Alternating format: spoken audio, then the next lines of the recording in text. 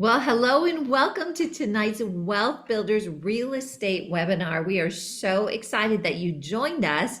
And as you can see, boy, I am surrounded by some of the most brilliant minds in real estate that there is. I'm just so honored with our coaches, and we're so honored to have all of you here tonight. I want to welcome you and encourage you to tell us where you are signing in from. We love to see where you are tuning in from to give you a little shout out. We know we've got a lot of our coaching family on. There's Joseph from Arizona. Welcome, Joseph.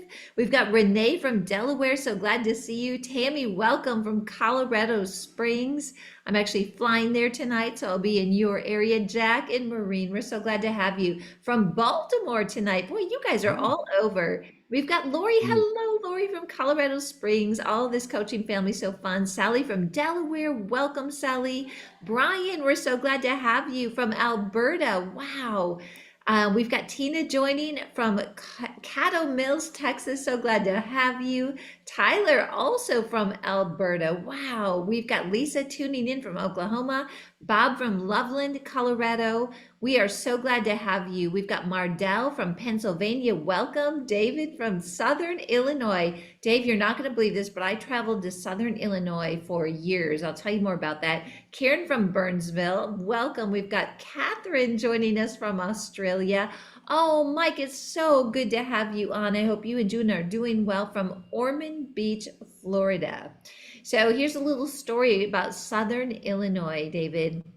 I traveled to Marion and Carbondale for years in my banking days. So just let me know, are you anywhere near that? I would fly most of the time into St. Louis and drive up Metropolis, all those areas. So I'd love to hear where you are actually from in Southern Illinois.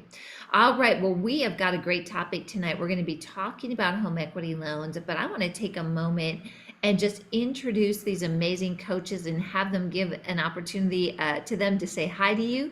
Let's start with Frank Pulley. Hey, everybody. Welcome. And we have a really good presentation for you tonight. Thanks for taking time out of your busy day to join us. Awesome. And Troy Peterson.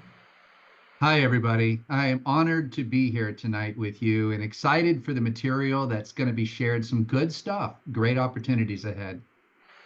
Yeah, it's really good stuff. And Pastor Mike Davis, who's going to be my co-presenter tonight. Oh, I'm looking forward to it, Karen. And I'm just so happy that the Wealth Builders family just keeps growing and growing. You know, we just have this vision about, to be reaching from coast to coast. But I'm telling you what, the Lord's wrapping his arms around the whole world through Wealth Builders. So that's pretty exciting. It's really exciting. That's really a good word, Mike. And there is so much happening. And tonight when I was just thinking about this topic of home equity loans, a lot of people come into maybe the coaching program or they come into our real estate workshop and they feel like they have no way that they can possibly start investing in real estate. Mm-hmm. And we talk to them about IRA money and we talk to them about their equity in their home. So this is really a good strategy, and we're going to give you the pros and cons. We're going to give you some information that I think you need to know. And guys, I didn't share this with you, but I really got an interesting question from someone by email today that I thought that we should touch on too, just to make sure that we're getting things structured well. So how about if we go ahead and get started? Oh, well, look at this. Oh, by the way, David Clark, he responded to me. And he is Metro East St. Louis, about, I think, an hour and a half hours from Carbondale. All right, David, wow. We've traveled in the same circles. And we've got Karen from Burnsville. I was just going to give a shout out to my Minnesota sister. I am from Minnesota as well. So glad to have you. All right. Well, let's go ahead and get this PowerPoint going here. And we're going to share with you about home equity. So just to give you a little background, I think a lot of you know this. Sorry about that. I'll get it back to the beginning here. But I actually was in banking for 25 years. And I was in banking in Minnesota. I thought I would be in banking forever. And then we just had a life change and we made the move to Colorado. Many of you heard that. But I'm really grateful for some of the information that I learned. And I worked with a lot of real estate investors there before I was myself a real estate investor.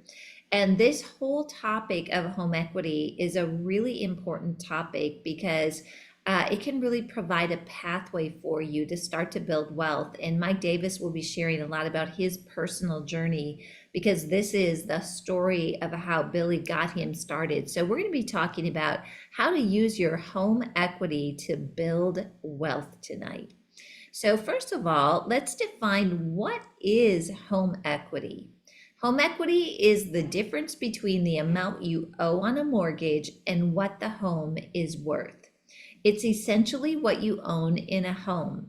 The amount of equity in a house can grow over time as you make payments and the property's value increases.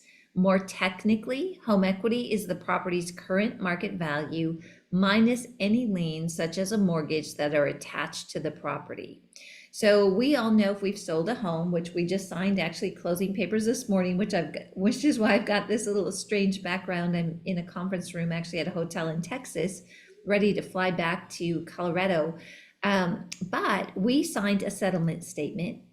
And with that settlement statement, we had a purchase price, we had some of the fees, the real estate fees, then we had the amount of money that we owed, and then there was a net check at the bottom.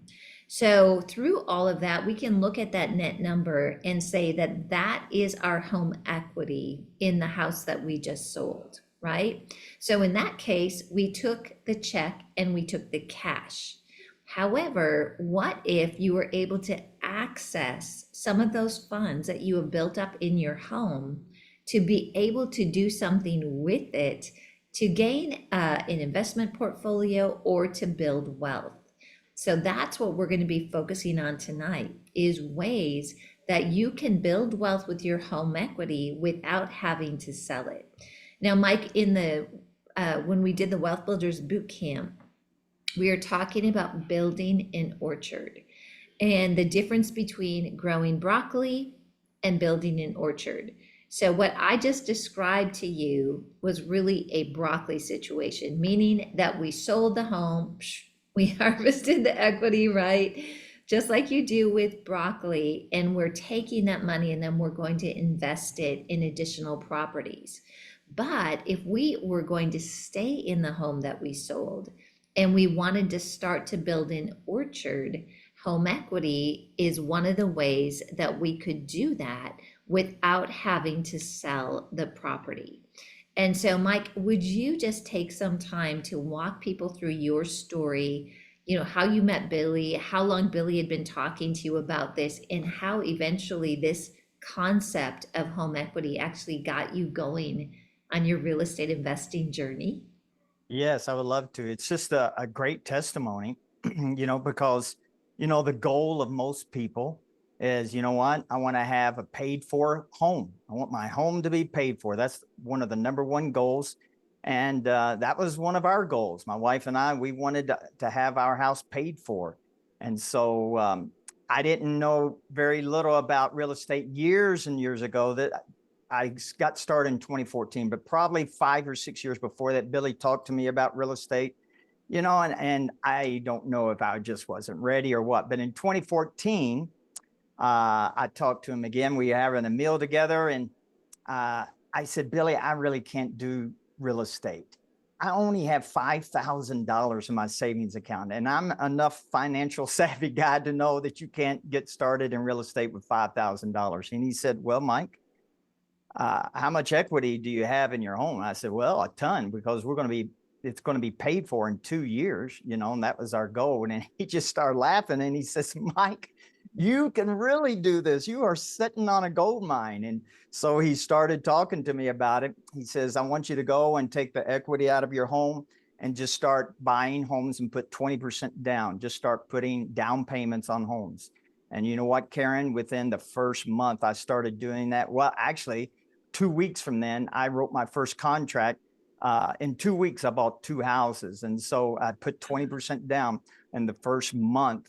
And I tell people within 4 to 6 months, I quit living paycheck to paycheck. And so it's just a tremendous blessing, Karen, because people don't realize that they could be sitting on a bank. There's Mhm. money in their house, and people who bought a home, before 2020, I can almost guarantee you have quite a bit of equity in your home. And I looked this up, the statistic, Karen. This is a really interesting statistic.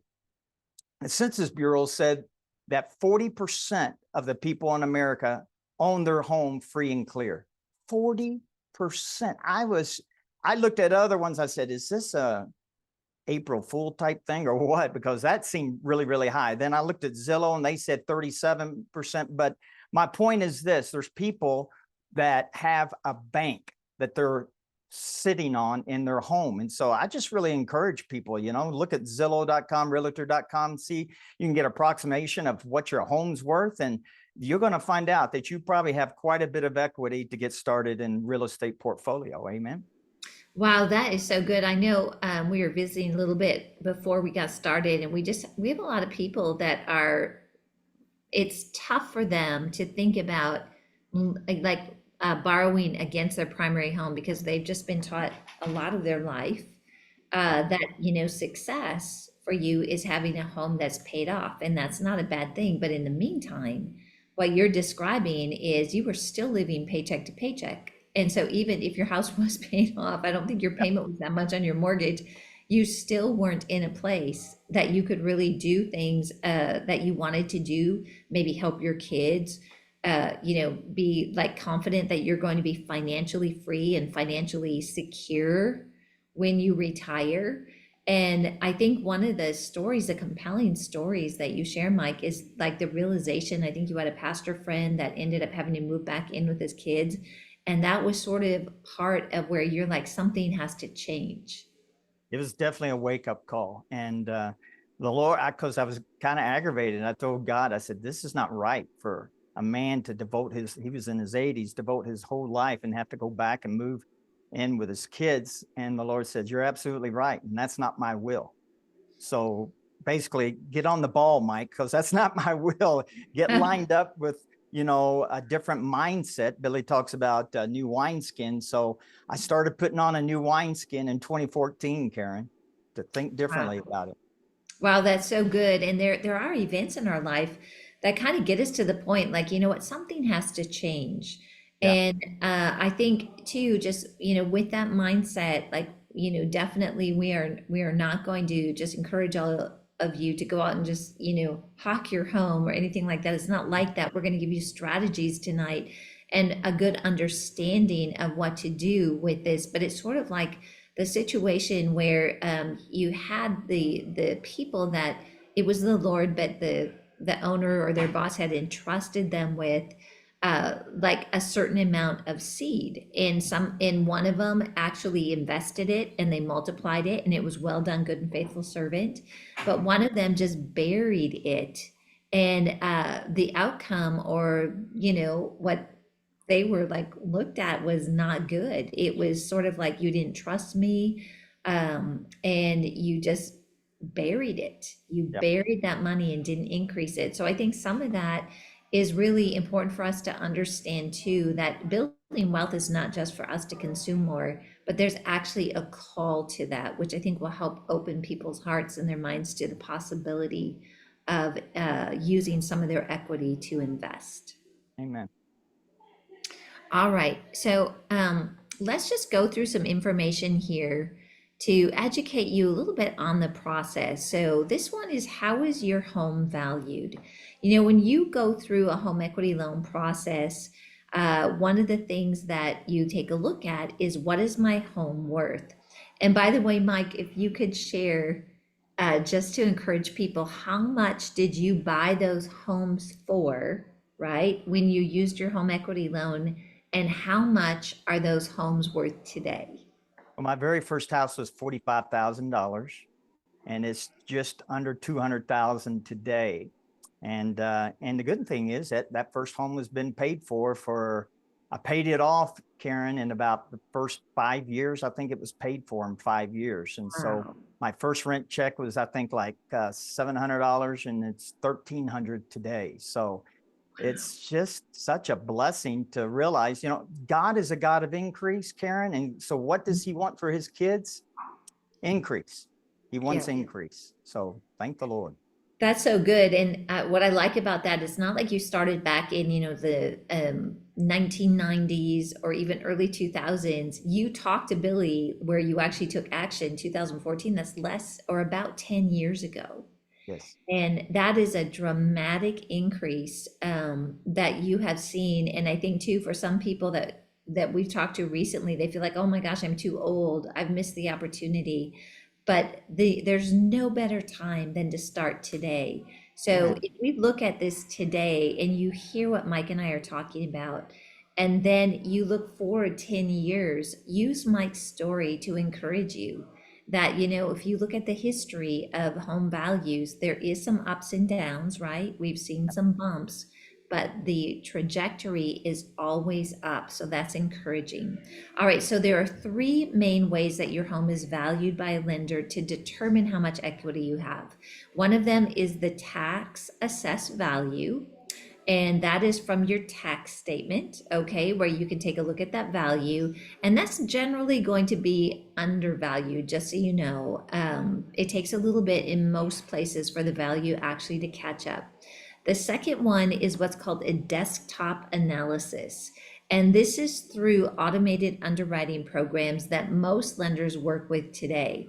So what they do is they do a valuation that their bank or credit union has approved, and it determines a value of your home. So I've got one of those, I don't know if any of you have this, but we did a refinance on one of our properties down in Cocoa Beach.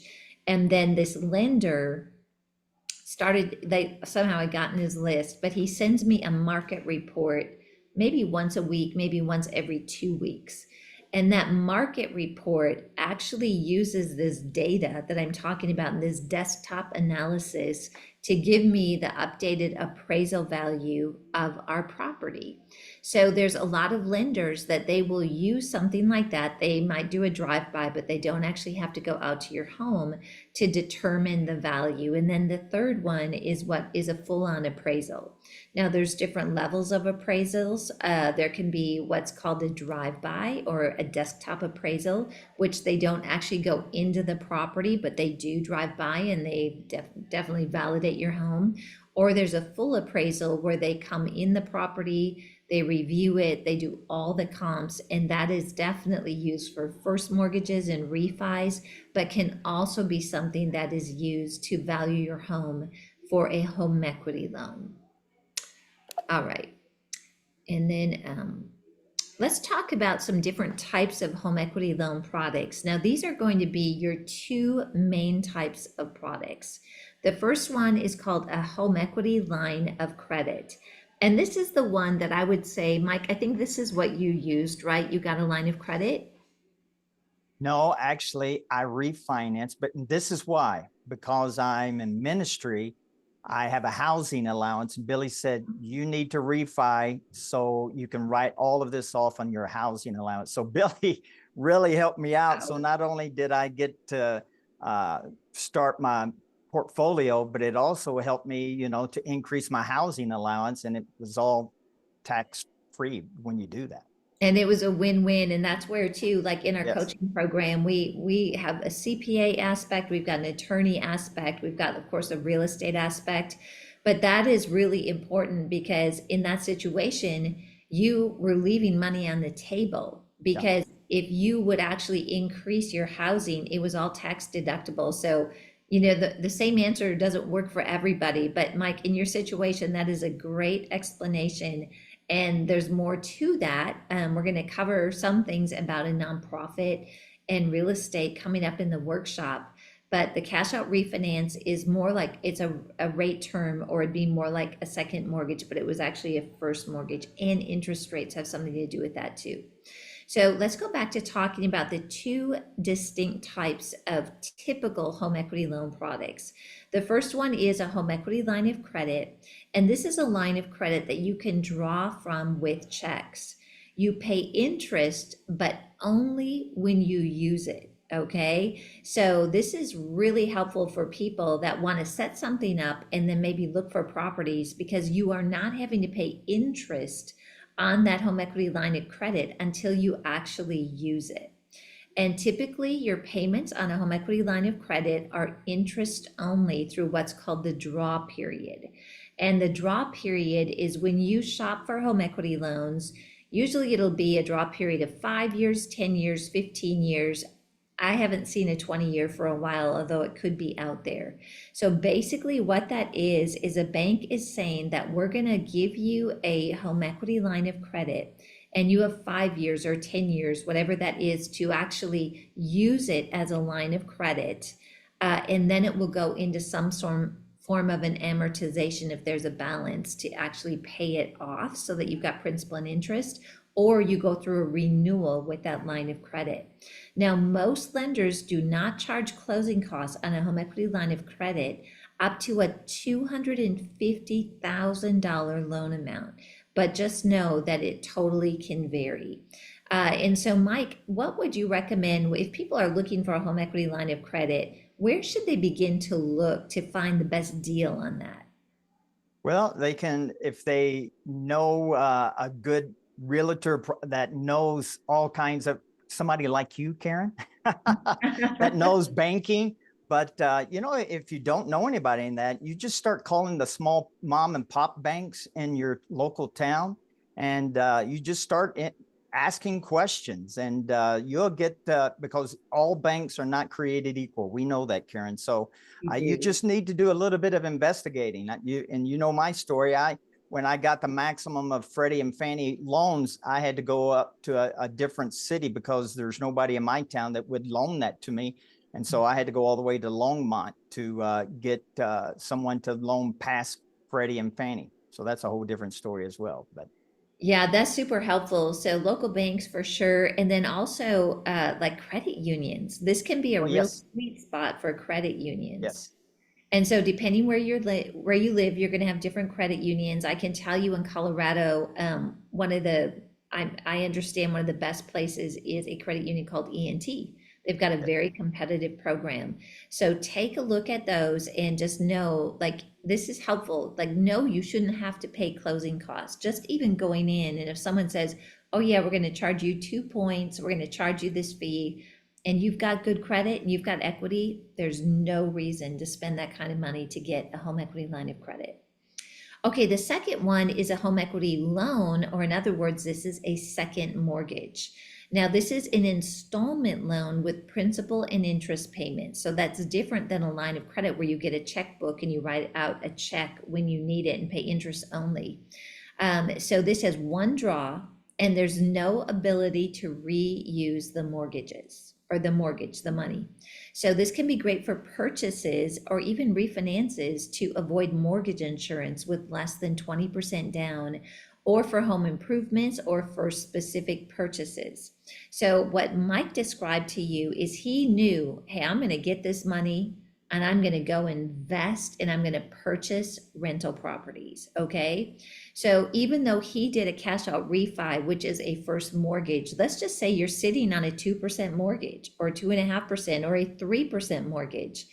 In most cases, you're not going to want to just refi your current mortgage at 2 or 3% and jump into a 6 or 7% mortgage in today's market. So what you can do is, if you've got a specific purchase in mind, you can do a home equity loan or a second mortgage, and then you'll get more of a fixed rate. You'll get one draw on that, and you won't have to upset your amazing interest rate on your first mortgage. Now, when we did our payoff today, Dave and I actually, when we purchased our property, we did a first mortgage and a second mortgage combo, because when we went in and purchased it, we didn't want to put a full 20% down. We were able to put 10% down and finance 80% on a first mortgage and then 10% on a second mortgage. And then we didn't have the mortgage insurance payment. So there's a lot of things that the home equity loans can open up the doors for in using your equity to help you build wealth, or even in a primary dwelling situation. Okay, so this is a grid that just sort of lays out the difference here between the HELOC or the home equity line of credit and a second mortgage. So typically, a home equity line of credit is the one that's going to have the adjustable interest rate. And I'm going to share with you more about how those are priced. And there is an option. There are some lenders that have a fixed interest rate on a home equity line of credit. But Mike, when we talk to people and when we've looked into it, generally they really price that up. And so it's kind of rarely, in my opinion, that a fixed rate on a home equity line of credit ends up actually working for you. But then a second mortgage is usually priced a little lower than a line of credit, and that is almost always a fixed rate or what's called a balloon. So sometimes what will happen is they'll say, okay, we're going to fix your interest rate for 5 years, but then at the end of 5 years, you're going to have to either move to a specified or predetermined adjustable rate, or they'll say you have to refinance it in 5 years. And so a lot of times with even a fixed mortgage or pricing, they will not guarantee that past 5 years. Home equity loan has a lump sum. A HELOC does not. The line of credit, you can draw money as you need it. You pay interest only on the amount you draw. If you don't draw any of it, then you don't pay any interest, right? That's the beauty of it. And then it's got those interest only payment options. So that explains a lot of the difference. Okay, a home equity line of credit, typically, as I mentioned, is a variable interest rate that's based on a margin on top of an index. So one of the common margins are the Wall Street Journal Prime. So it might be Prime plus 3, or depending on your credit, it might be Prime plus 5, or it might be Prime plus 1.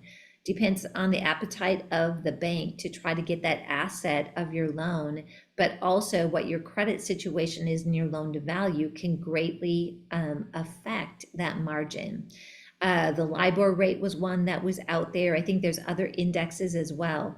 But what I would encourage you with is if you're shopping for a home equity loan, I really like to see banks that use an exterior or an outside the bank type index.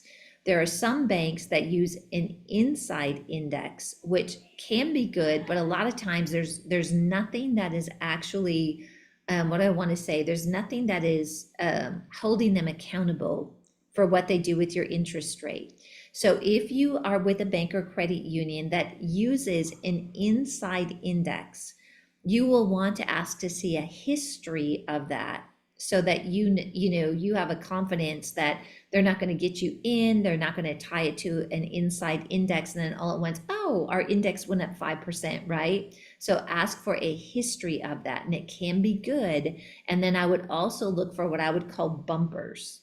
So on that, like this is the max potentially that your interest rate can jump at any given time. That is very helpful for you to know. Or if it goes into a refinance where that interest rate goes fixed and they put you into a rate term, some parameters around that's going to be very helpful for you. And that specifically is for when there is an internal index and it's not something that, the world is kind of watching and there's some checks and balances to it. And then home equity loans, which are the fixed one where you get just a lump sum, are typically a fixed rate that is higher than a first mortgage, and it's fixed for a period of time, usually 5-year balloon, as I mentioned. Sometimes you can get a 10 or a 20-year, and a lot of times they'll give you options. So I don't want to say it's a gamble, Mike, but sometimes you have to kind of look at those and like, okay, if I fix this rate for 10 years, it's going to be higher. So what is my expectation, or what's the chances, you might say, of interest rates either increasing or decreasing? So when we got in those 2.5% and 3.5% and even 4% mortgages, those are fixed all day long. But now in this interest rate environment, we're at 7%, maybe going in the 6s. We've been close to 8s. You might look at that and say, you know what, I think interest rates at some point are going to go down. So Mike, do you have any input or thoughts on that to share? Well, no, but I know some people are scared of that. But my mom's home back in the late 60s was 7.5%, and my first house was 15% in the 80s. So don't be afraid even of, I don't want to get involved in real estate because it's going up to 7 or 8%. I'm telling you what, Billy even says this. That's not a bad rate. Yeah, that's good perspective, especially, for young people that they've just been in this low interest rate environment for a period of time. And Billy says right out, like, we're not going to see those interest rates again. So if you can figure out a way to like purchase right, we help you with those numbers. And you can cash flow in this interest rate environment. It's good. Here's another encouragement. Help me with this, Mike. Remember that little meme that I sent over to you and Troy and Frank? And it said, I think it was in 1970 something. Yes, it was in the 70s. Yeah, the interest rates were like 7.5%, right? Yes. And so there was a lot of people that are like, oh no, I'm going to wait for interest rates to go down. And in that meme, it was explaining that in 1970, it was at 7.5%. If people were going to wait to invest until interest rates went down, they would have had to wait till the mid 1990s. Yep. And from the period of time where that first came out at 7.5% in the 70s to when interest rates went down, home values quadrupled Yes. in that period of time. So I don't know. I think in a way, Troy says this a lot, like this is a time that is a great time to buy and get into real estate because you don't have these interest rates that are not realistic. You've actually got more 6 to 8% if you look over the history as the general interest rates. So it sort of disciplines you to buy within the right ratios. And then when interest rates go down, right, then you can actually do a refinance and then you'll improve your cash flow. So anyway, some things to think about. All right, so here's some things to be aware of if you're looking at using your home equity. In most cases, your interest paid on a home equity loan is tax deductible, but we just want to say to check with your CPA to ensure you qualify. Just be aware that you are using the equity in your primary dwelling, and if you default, your home could be foreclosed on. I've got more detailed of the pros and cons coming up too. Home equity lines of credit, this is sort of my opinion. I don't think they're designed to have a large balance on long term. The best use is to draw down, then reuse, and not hold a continual balance. And we're going to show you some really top ways to take advantage of a home equity loan and to use it within the parameters that are best practices. And then generally, your local bank or credit union are your best options, like we mentioned. While mortgage brokers may have access to home equity products, they will typically have closing costs because they themselves need to get paid. Most mortgage brokers that I work with, they just refer me to a bank or credit union directly because they know that I'm going to get a much better deal there than if I would go through them as a broker. Mike, do you have anything to add to that or any comments on that? No, but I just want to reiterate that ENT. I remember now that I called my friend who's a bank president, and he couldn't beat the ENT rates. So people should definitely check that out. Yeah, that's really good. Okay, and two, I just want to let you know that Mike, Frank, Troy, and I are going to stay on to answer questions for you. So even if it is not specifically about home equity loans, go ahead and put those questions in the chat section and we will answer as much as possible for you. So here are some what I would call positives of a home equity loan. Stable and predictable interest rates for the most part. So if you look at home equity, anything tied to your home is probably going to be the best interest rate environment for you. You can have consistent monthly payments. You are in control of your monthly payments. Compared to car loans and other loans, it is generally a lower interest rate. You can have extended repayment options depending on what you choose to go with. You have larger borrowing potential because you're at the lower interest rates and there's security, so that is a positive. And as I mentioned, there are tax advantages. In most cases, you're able to deduct the interest from your taxes. Now, there are some risks to home equity. If your home's value falls in between your mortgage and your home equity loan, you could wind up owing more on your residence than it is worth. It's a situation that is known as negative equity. If you're underwater or upside down like this, it can be a real problem, especially if you're trying to sell your home. So I added this: avoid selling your home during a downturn if at all possible.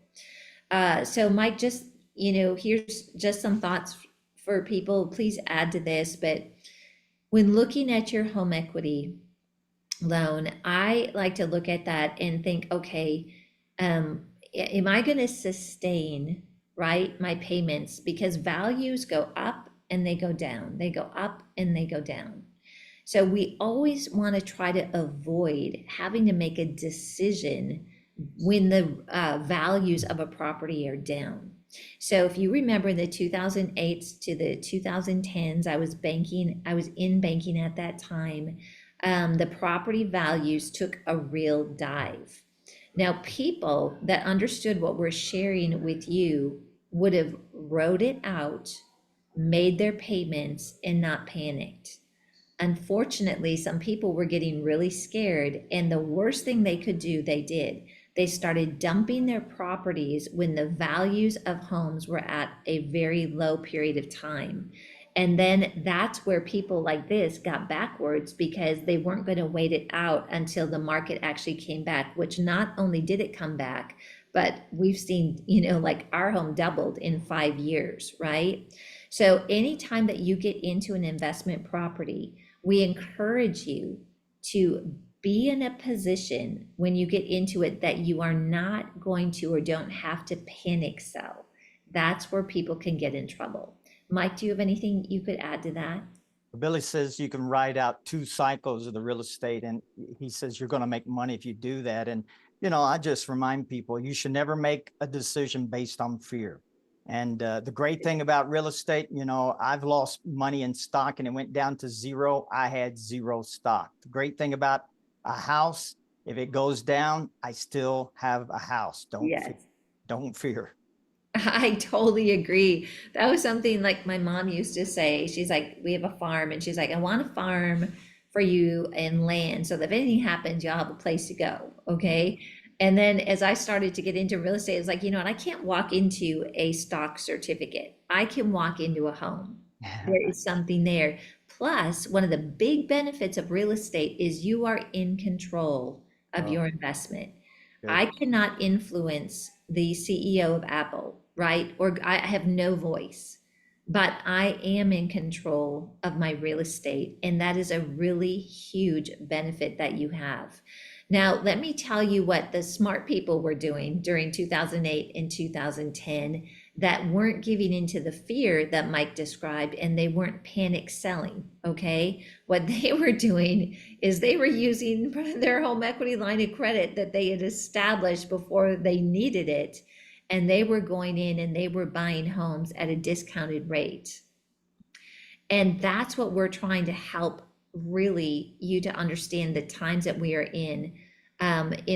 Billy will talk about that this weekend at the workshop, but at the men's advance, he said he is going to go in and start buying because this is the time where we look, yes, there are some prices being reduced, and this is a time to buy, right? It's not the time to sell if rates or if the values in your area are down, but it is the time to buy. And the home equity line of credit can be a great tool for that. Then also, if you have a HELOC and the value of your home tumbles dramatically, your lender could cap your balance. That is, reduce the amount of home equity that you can borrow against. I was in banking as we were going through this, and this isn't something that has to affect you. This is just going into this tool, this amazing opportunity to access your home equity in a way that is smart, that is not over leveraging you, okay? And you are not putting yourself in a position that you have to sell to pay your bills, okay? There's a really big difference here. So I just want you to know, like, we're not encouraging you to do something that's going to risk your home. What we're doing is we're helping you to understand how to go about this in a way that you can use the equity in your home to help build that wealth in a smart, safe way. Mike? Oh, that's good. That's good. Okay, so here's some typical ways that you can leverage for your home equity for real estate investing. The first one, and I think this is a really great tool for fix and flips. So with a fix and flip, when you find a property, you can use your home equity loan or line of credit to purchase the property right out. So we've got a lot of our coaching family that we tell them to get the home equity loan or the line of credit when you don't need it. Okay, I can't emphasize that enough. All right. I was just talking to someone and they were like, "Oh, I think I need a home equity line of credit," but they're in the midst of a transaction. And it was like, "No, the time for you to get that home equity line of credit is now before you need it." So if this is something that you're saying, "Yeah, you know what? I think I really want to leverage this," get your home equity line of credit in place now.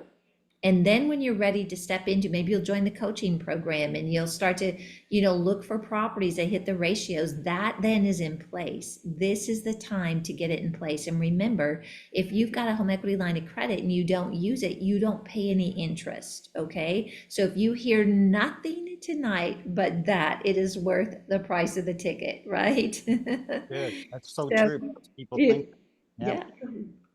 Go ahead, Mike. No, I was just going to say that is one of the most important things. Don't wait. Well, I think I'm going to start looking at homes next month. No, you need to get that today.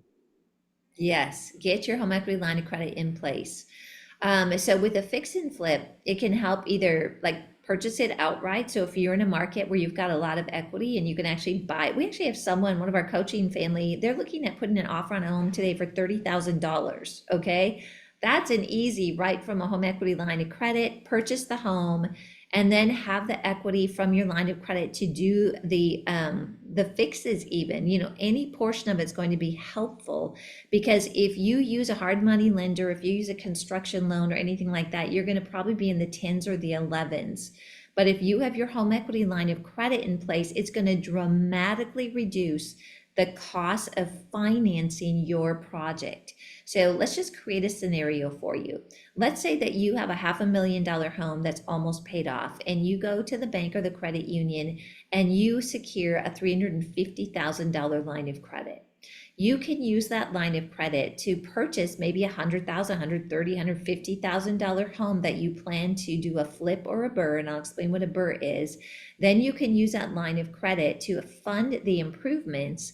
Then at the end of that, you can either sell it and pay all that off plus keep your extra, or you can do a refi, a cash out refinance, pay off your home equity line of credit, and then move on to the next property. So a BRRRR is you buy, rehab, rent, repeat.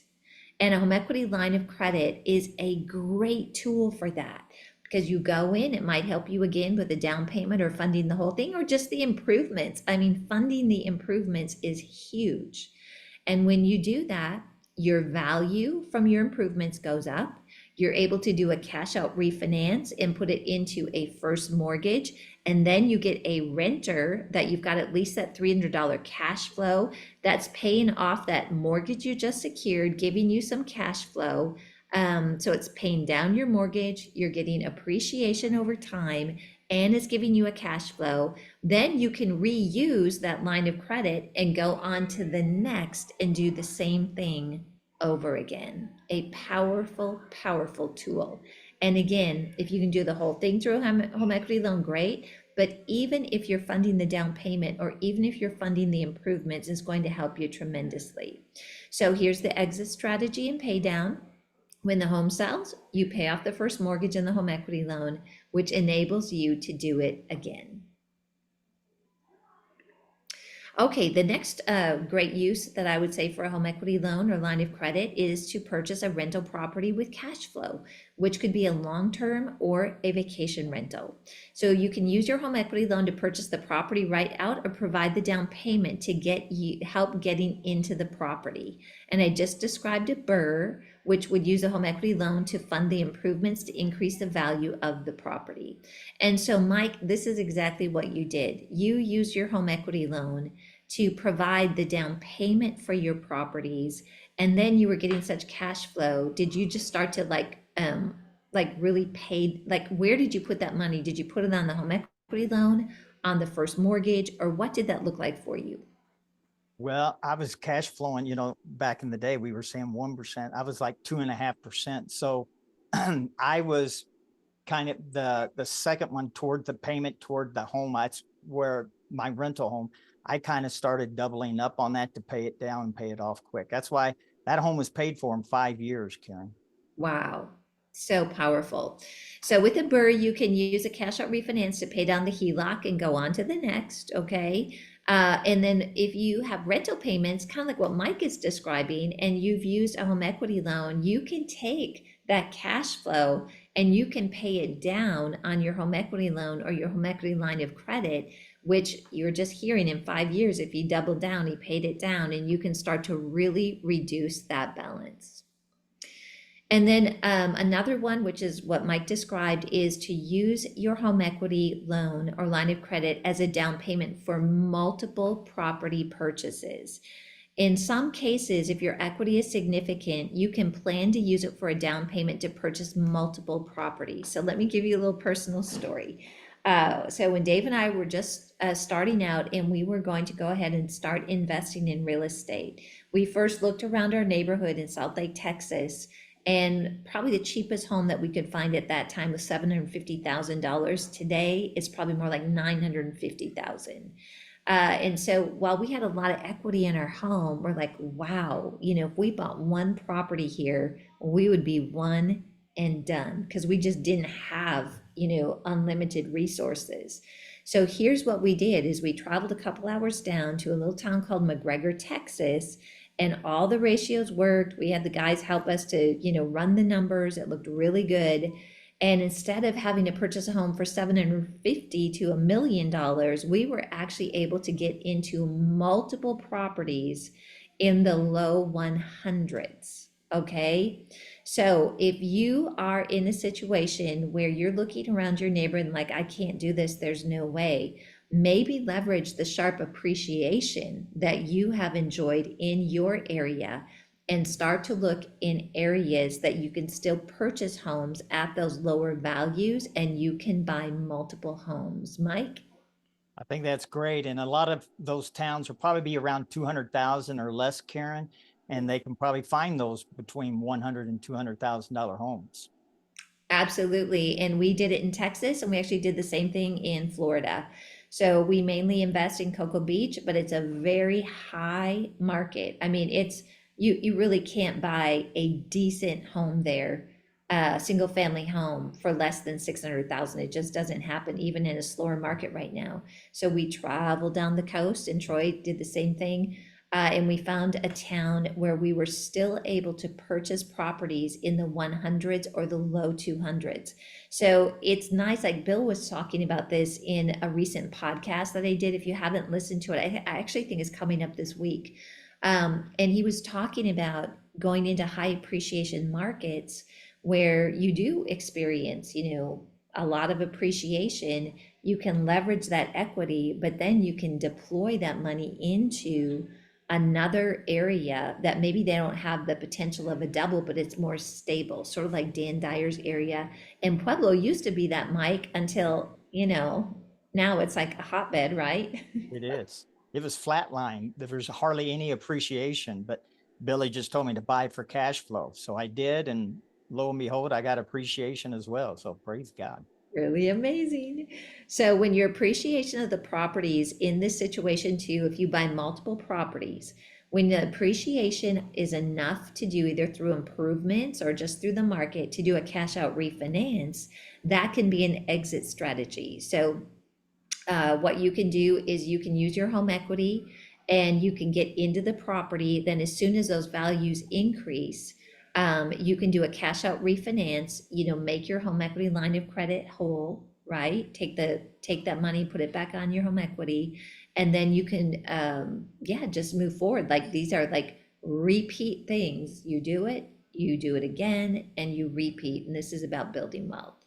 So the other thing too is if you plan to sell at some point, that sale will pay off the home equity loan and it'll be left in your investment properties as equity. So if you have a lot of equity and like you're not going to stay in that home for a long period of time, you can leverage that home equity to start to build your real estate portfolio. Then when you sell the home, you just pay off both that first and that second, and then you are, in a great position. So this is a scripture that I thought was super helpful with this, because many of you are in different places, you have different situations, And it really takes not only getting this information to know the practical part of it, but also seeking the Lord, like, hey, what is right for me? This is Proverbs 3, 5, and 6. Trust in the Lord with all your heart and do not lean on your own understanding. In all your ways, acknowledge him, and he will make your path straight. I love that. So we always encourage people to get all the information you can. Invest in yourself. Invest in yourself. You're doing that tonight. Those of you in coaching, you have invested in yourself. Lisa, who just joined, said, and I'm worth it. The Lord said, I'm worth it. You can join the workshop this weekend. Invest in yourself to learn this, and then always bring it back to the Lord for what is that right answer for you. All right, so just a reminder before we go into questions that the real estate workshop is this weekend. It's April 5th through the 7th. We have a handful of in-person tickets left, not very many, and you can join us by live stream. Billy's going to be there talking about the economy and talking about, like, he is definitely seeing this is the time to buy. This is that time that he's been talking about for 2 to 3 years. So you don't want to miss it. All these guys will be on there as well.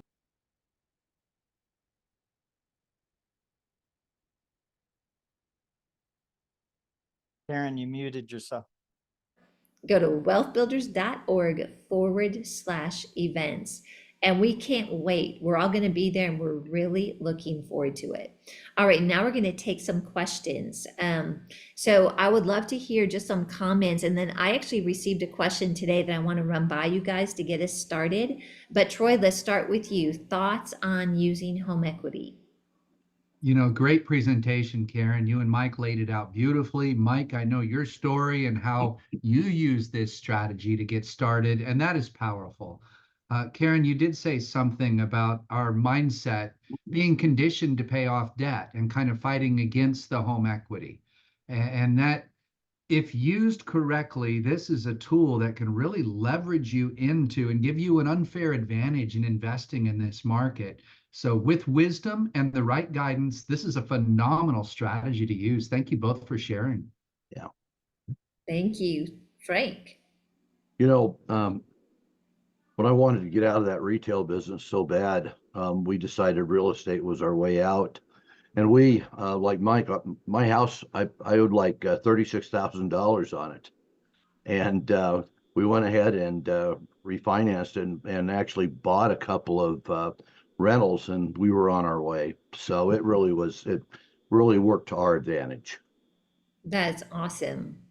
Okay, we've got some really good questions coming in here, really good. And so we want to make sure we have lots of time with that. I'm going to kick this off with a question I received today.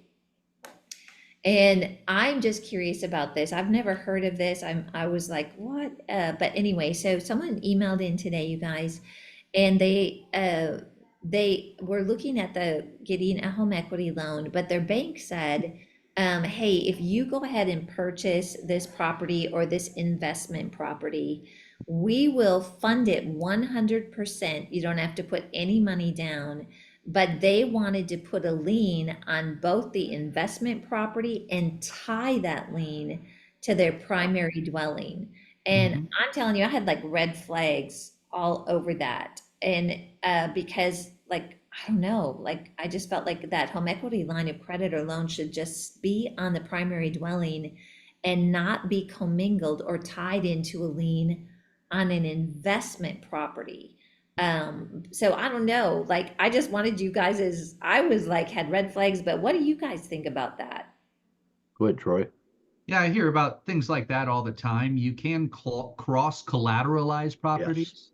But Karen, I agree with your feelings that you cross collateralize investment properties. You don't cross collateralize an investment with your home. You want to Yeah. protect your home. So I agree in that instance, it would be better to start with a home equity and then cross collateralize your investments later.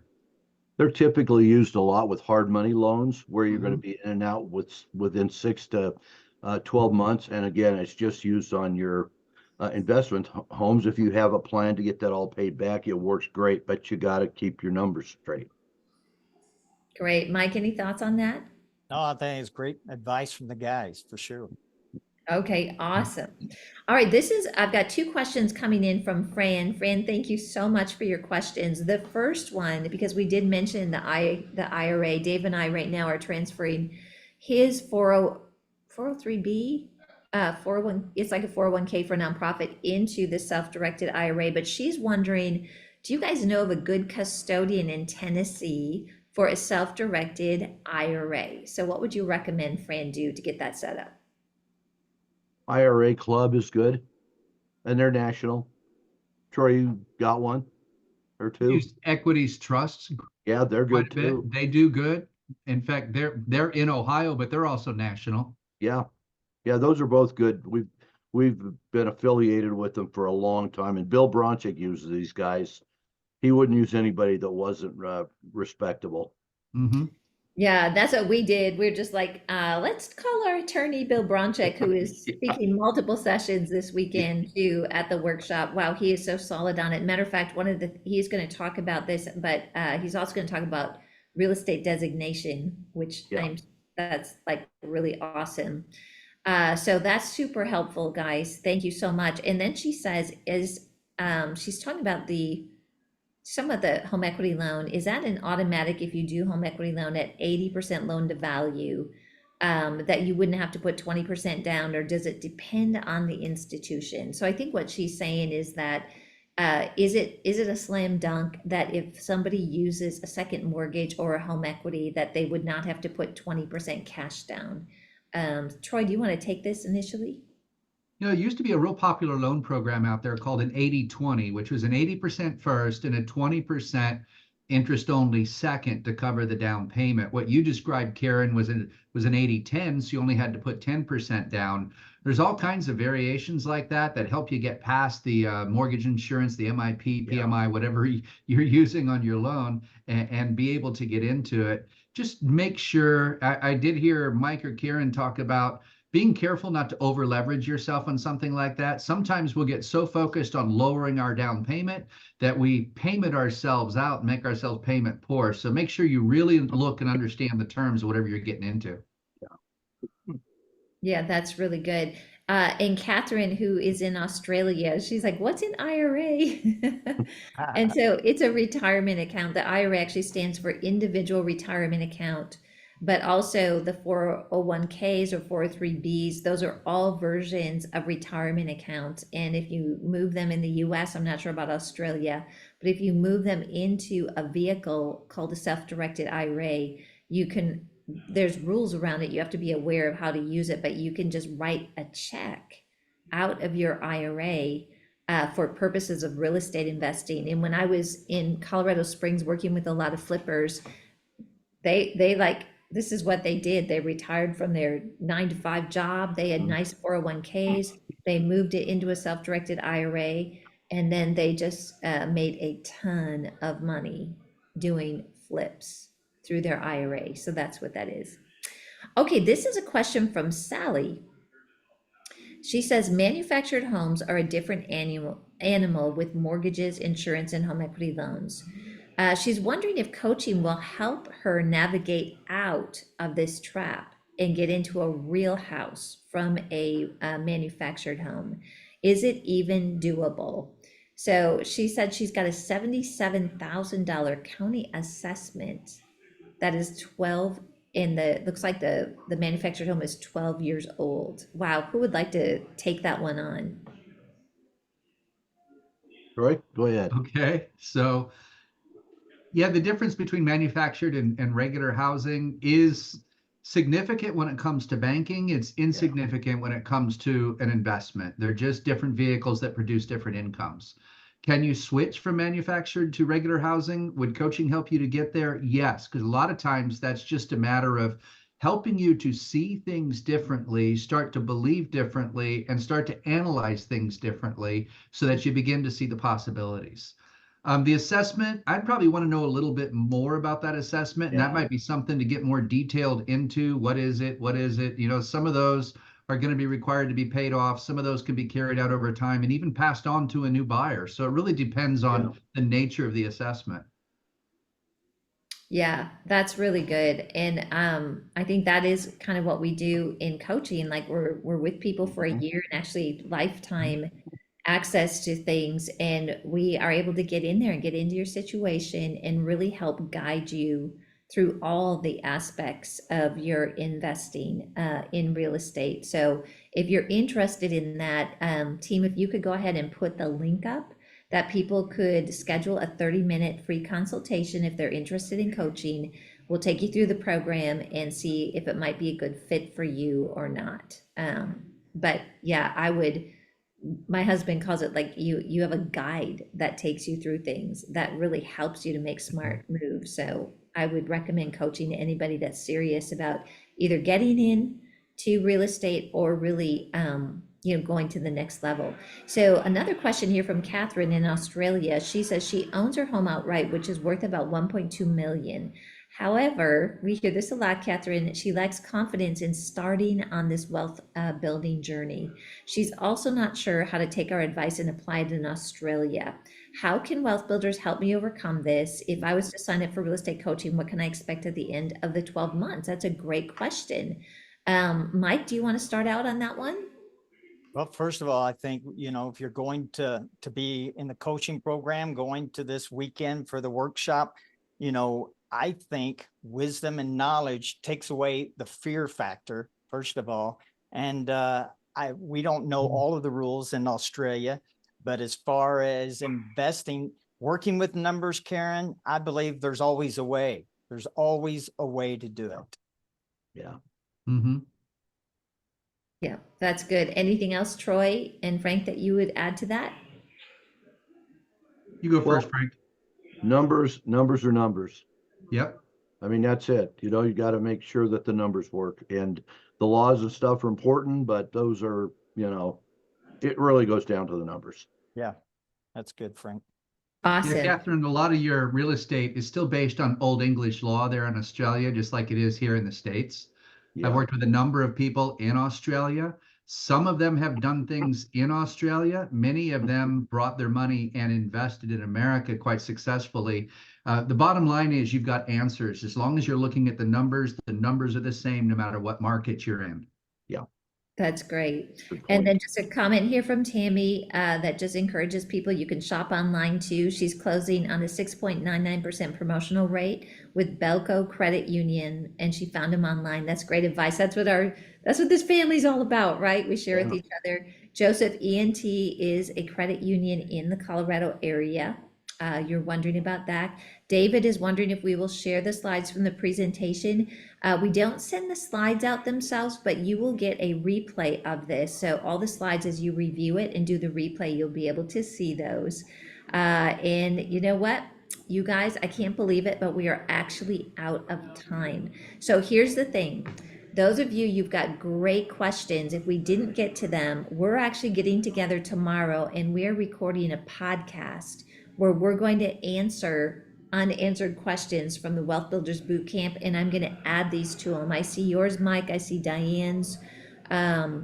I see Karen's. I see Mardell's. Like, these are really, really good questions. I see Joseph, another one from Tammy. So because we are going to do that tomorrow, we will get them answered, but also we have three Q&A sessions at the workshop this weekend. So whether you are online or in person, we will be dedicating 3 sessions where we as a panel, all the coaches will be sitting up front and answering your questions. So with that, I just really thank all of you for joining us tonight. I hope it's helpful. Mike, thank you. Frank, thank you. Troy, I'm excited to see you guys tomorrow. We do those podcasts, and all of you, just remember, if you are interested, get registered for this workshop or get a consultation for coaching. This is the time that I really feel like there's so many of us being called into this area, and I do feel that call absolutely is from God. Yeah. To build real estate wealth so that we can bring transformation to our families, our neighborhoods, our cities, and the nations. So God bless all of you and have an amazing rest of the night. Thank you for spending this last hour with us. We love and appreciate you. Good night. Bye. Good night.